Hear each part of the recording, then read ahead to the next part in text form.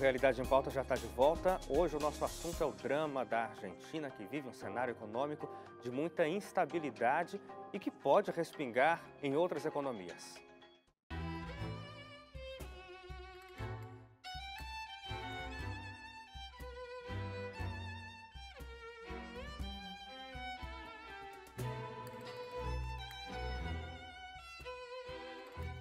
Maurício Macri chegou ao poder na Argentina como resultado de uma reviravolta que o kirchnerismo não esperava. Ao longo da campanha presidencial em 2015, as pesquisas mostravam que o nome escolhido por Cristina Kirchner venceria com facilidade a disputa pela Casa Rosada. Mas em um movimento surpreendente, Daniel Scioli, apontado como favorito para a sucessão da centro-esquerda no país, perdeu espaço para as políticas de direita prometidas por Macri. Mas a vitória em segundo turno do político, que se apresentava como um não político, foi por uma margem tão pequena que seria considerada empate técnico. Macri venceu com apenas 700 mil votos de diferença, com 51,4% dos votos contra 48,6% do oponente. A grande aposta em Macri era pela reestruturação econômica do país, com a promessa do chamado gradualismo. Ele prometia uma retomada gradual da melhora econômica. Mas em pouco mais de 2 anos, a República segue em dificuldades e o governo amarga a impopularidade. A aprovação de Macri entrou em queda quando o governo conseguiu aprovar no Congresso a reforma da Previdência no fim de 2017, debaixo de muita pressão popular em protestos que deixaram dezenas de feridos. Mas mesmo antes disso, a política econômica macrista de acabar gradualmente com subsídios financeiros implementados por Kirchner já faziam o trabalho de corroer a popularidade do líder. Com a redução das políticas assistencialistas, numa decisão prometida por Macri para dar equilíbrio às contas públicas, as tarifas de produtos e serviços essenciais, como energia e combustíveis, passaram a subir exponencialmente na Argentina. Os aumentos causados pela retirada de subsídios chegaram a 400% no caso da energia. Aliado aos aumentos, o país, altamente dependente de dinheiro estrangeiro, sentiu os impactos do aumento da taxa de juros nos Estados Unidos. De imediato, o dólar passou a custar mais caro, em um movimento que se acentua diariamente. Para o governo de Maurício Macri, a crise cambial é a principal razão para o momento delicado da economia. Com as dificuldades com o câmbio, as importações caíram e setores importantes como o da construção civil e o do mercado automotivo foram duramente afetados pelo aumento nos custos de importação. A população, insatisfeita, ocupa as ruas em protesto contra os rumos da política e da economia do país. Em um cenário de globalização, uma crise acentuada em um vizinho pode ter reflexos esperados para o Brasil. A segunda maior economia da América do Sul é o terceiro maior parceiro para o comércio brasileiro. Cerca de 75% das exportações de automóveis do Brasil, por exemplo, atravessam o Rio da Prata para circular na Argentina. As relações entre os dois países movimentaram 27 bilhões de dólares na balança comercial bilateral em 2017.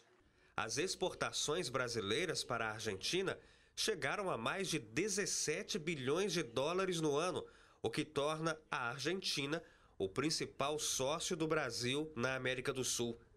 E enquanto o sol de maio tenta brilhar na Argentina, cabe esperar que as nuvens se dissipem sem dispensar a cautela de um guarda-chuva sempre à mão. Diferentemente do tango, em que a dramaticidade encenada nos passos tem um efeito atrativo, a tensão de uma crise na vizinha Argentina em um cenário de baixo crescimento da América Latina, compõe um convite para um baile que parceiro algum gostaria de dançar.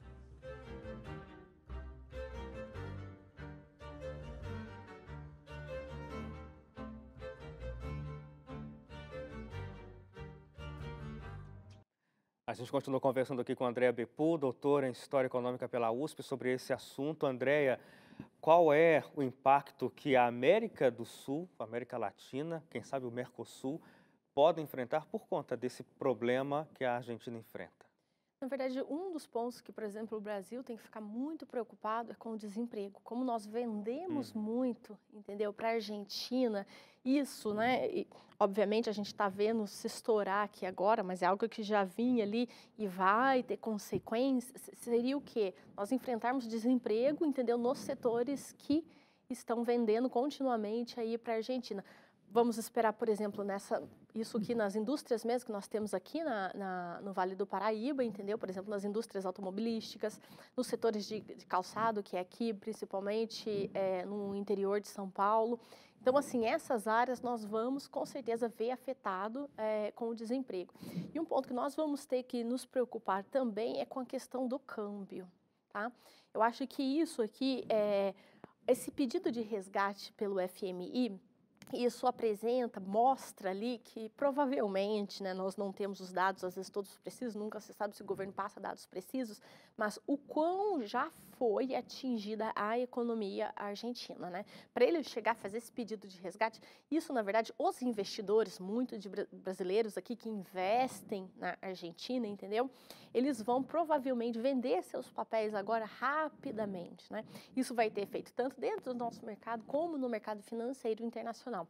Nós sabemos que as crises financeiras, elas aparecem de que forma? É isso, entendeu? Um estudo já feito sobre as crises financeiras mostra aí, vai lá desde 1500, elas estouram dessa forma, é a preocupação, entendeu? Essa confiança com o mercado, que daí começa a vender os papéis e isso vai ali, vários, e isso atinge, entendeu? E provavelmente vai atingir não só a América Latina, entendeu? Mas em si hoje, com um mercado tão interligado pela tecnologia, entendeu? Mas o cenário financeiro, o cenário de investimentos em geral, isso pode ser atingido, entendeu? Nós podemos lembrar aí da crise de 2001 ou mesmo da crise dos tigres asiáticos na década de 90, entendeu? Foi essa questão da falta de confiança que levou a isso a se alastrar da forma que se alastrou. E, na verdade, como nós temos que pensar, ali é um país democrático, isso demora ali mais a se tomar decisões, porque a cada decisão vai ter que ser votada e tudo mais. Então, medidas de socorro ou, né, para poder tentar recuperar de uma crise, isso é muito mais demorado nesses países. A gente, às vezes, uma medida necessária vai se levar 3 meses para conseguir aprovação, ainda mais com a impopularidade que o Macri tem agora. Pois é, isso é interessante, você falou sobre a demora para que as coisas possam ser feitas. A gente sente isso aqui no Brasil, né? Uma decisão econômica não tem efeito imediato, ela vai levar o quê? 6, 7, talvez 12 meses para que a população sinta os efeitos. Então, há de se esperar que essa crise que a Argentina enfrenta, e lembrando também, André, que a gente ainda vive os resquícios daquela crise mundial de 2008, né? Quer dizer, os países estavam começando a se recuperar e aí a gente vem num outro momento, movimentos pequenos de crise espalhados por aí. Quer dizer, a economia mundial passa por um sufoco tremendo. Sim, na verdade, de fato, né, o Lula falava que ia chegar aqui uma marolinha, né, e não chegou, né, a gente viu, assim, que não foi exatamente só uma marolinha que chegou. Na verdade, assim, dessas explosões, isso aí são estudos específicos do capitalismo, você tem uma explosão ali dele, né, vamos dizer, um crescimento grande, depois ele se retroage. Então, haveria-se uma hora, entendeu? A gente tem essas crises cíclicas. Então, era de se esperar. Se acreditava-se que não seria tanto, mas a gente viu que, na verdade, foram, né? Você teve, primeiramente, foi os Estados Unidos e ali a Europa atingida, e isso poderia ser contido? Poderia, né? O Ben Bernanke, na época da crise em 2008, eles vararam à noite elaborando um plano ali muito inteligente para poder recuperar da crise do país. Só que daí ele chega e entrega para o presidente do Senado do Senado dá uma risadinha para ele, ele fala assim, precisamos fazer isso com urgência. O presidente do Senado dá uma risadinha e fala para ele assim, isso aqui é Senado, querido. Então, se levou 3 meses para poder aprovar o que era necessário, onde daí, com esses 3 meses de demora, já alastrou a crise pela Europa. E isso, entendeu, pela nossa, hoje interligada como a economia está, depois foram o quê? Os emergentes, né? Nós vimos isso um pouco depois, a gente estava aqui nesse momento tentando se recuperar. Não só, né, porque assim, é claro que não estava em crise, por exemplo, a Rússia, a China, né? Eles não estão exatamente com a mesma crise, mas não estão com o crescimento o desejado, né? O que se esperava, né? A própria Índia e tudo mais. Então, assim, nós temos aqui, por esse exemplo, né, de, na verdade, precisar tomar algumas medidas e isso demorar a se aprovar. E quando se trata em governo impopulares, aí isso aí piora, né? Havia-se uma certa popularidade na época nos Estados Unidos. Então, assim, isso sim deve se alastrar um pouco, né? E o que é mais preocupante ali é a questão da confiança. É um país que já perdeu, entendeu, essa confiabilidade internacional. Isso exatamente, o Brasil não sofre exatamente a mesma coisa, uma China, tal. Ali você já perdeu a confiabilidade dele pelo próprio histórico. Esses empréstimos com o FMI é desde a década de 50, né? E depois do governo Kirchner, entendeu? Não vamos pagar aí o que devemos, isso aí assusta um pouco, né? Nós aqui, os investidores brasileiros já têm retirado aos poucos os seus investimentos da Argentina, entendeu? E isso pode, na verdade, com esse aumento de juros nos Estados Unidos, os Estados Unidos está num bom momento agora, o desemprego muito baixo, a economia vai bem, é provável que muitos saiam, às vezes, da própria América Latina com medo de se alastrar os investidores e levem seu dinheiro para esses mercados mais confiáveis. Andréia, eu agradeço muito pela sua participação com a gente, por essas explanações aqui. O tempo passa voando, mas é muito útil para a gente conseguir explicar para o nosso telespectador esses movimentos que acabam influenciando a nossa vida aqui também. Muito obrigado. Eu que agradeço. Obrigada. Agradeço também ao INPG, que gentilmente permite aqui a participação da Andréia. A gente fica por aqui com Realidade em Pauta. Você pode rever nossa conversa lá no nosso site, esse programa lá no novotempo.com/jornalismo, e eu espero você no nosso próximo encontro. Até lá.